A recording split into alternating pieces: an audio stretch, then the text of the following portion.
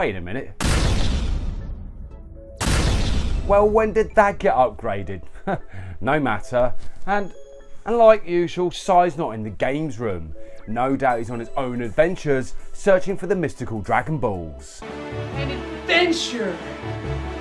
Yeah! It's a shame, as I really fancy playing some wrestling games. Oh well, I can always watch some anime or keep you guys at home entertained. Oh, come on, it's not that bad, really. I'll tell you what, how about I talk about a cartoon that is highly entertaining as well as bizarre. And the cartoon I'm going to be talking about is the Kinnikuman series, which I know some of you may not have heard of. You're old! But to fully understand the Kinnikuman series, we have to go back in time to where it all started. So sit back and listen to the angelic tones of my beautiful voice. Now, wrestling has been around ever since the dawn of man, and over the course of history has become hugely popular. Some of the biggest companies representing the art of wrestling have had the world's greatest contestants stepping into the ring of dreams. Fans of this beloved sport each have their favourites, and it's easy to see why wrestling has become a staple of entertainment all around the world. That's pretty good. Now, as much as I enjoy wrestling, I also love watching cartoons, hence the name. But I also enjoy reading manga. And just imagine if you took the world of wrestling and you mixed it with manga, you would have a very unique result. Oh my. And this would be the Kinnikuman series, which of course started all the way back in the late 70s. The Kinnikuman manga was the creation of two talented individuals, Yoshinori Nakai and Takeshi Shimada, otherwise known as Yuta Tamago.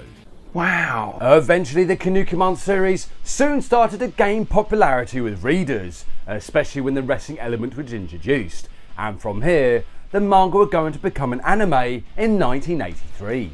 The story of Kinnikuman revolves around the adventures of Suguru Kinniku, the ever impressive, a somewhat clumsy and foolish superhero, who soon discovers he is in fact the missing prince of planet Kinniku.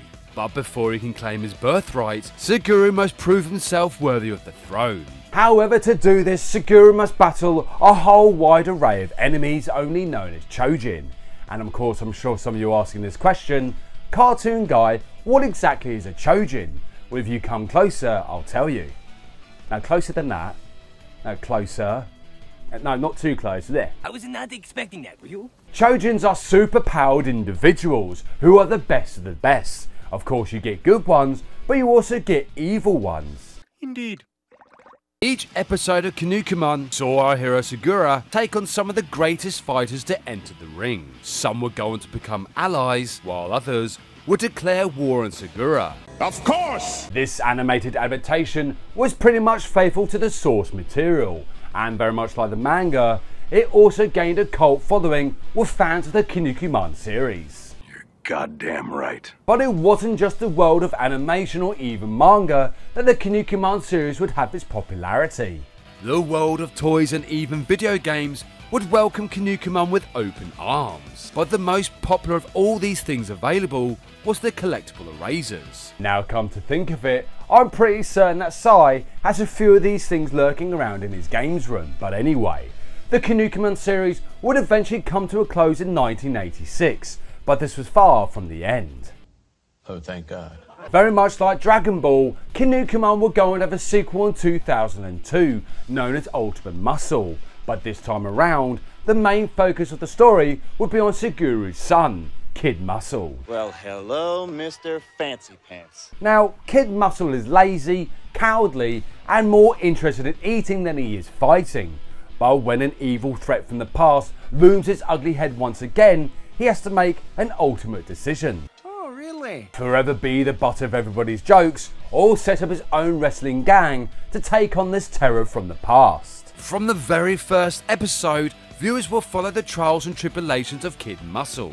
The combination of fighting and action made Ultimate Muscle a highly enjoyable watch, where fans of the classic anime would find themselves cheering on Kid Muscle in some of his greatest battles. You can do it! Cut his freaking balls off! And speaking of that, how many of you raised your hands when Goku was making a spirit bomb? 1, 2, 3... 6 hours later. 9,403,000,000, or was it 4? Oh, damn it, better start again. 1, 2... Now, Ultimate Muscle does poke fun at itself, very much like its predecessor, but at the same time, there was a certain amount of maturity within Ultimate Muscle, especially when it came to character development. For example, in the case of Kid Muscle himself, he started the series as a very spoiled brat, before becoming a beacon of hope for the galaxy. Nice. All in all, Ultimate Muscle and Kinnikuman are both highly entertaining, especially with the mixtures of comedy, action, and even drama. If you get the chance to watch the Kinnikuman series, you certainly won't be disappointed, with great story arcs, amazing animation, and a likability factor that is over 9,000. And speaking of that, what I'd love to see in the future is a tag team match with Sakura and Kid Muscle going up against a couple of Saiyans. Perhaps that might never happen, but you never know. But seriously, I have a question. Where the hell is Sai? You would have thought he would have been back by now. Well, I guess it's up to me to end the video. Now, what is it he says again? You're one ugly motherfucker. Oh yes, that's what he says. Anyway, come back next time where Sai will hopefully turn up and talk about cheat codes. Thank you so much for watching and see you next game. Yeah, that'll do. Anyway, see ya.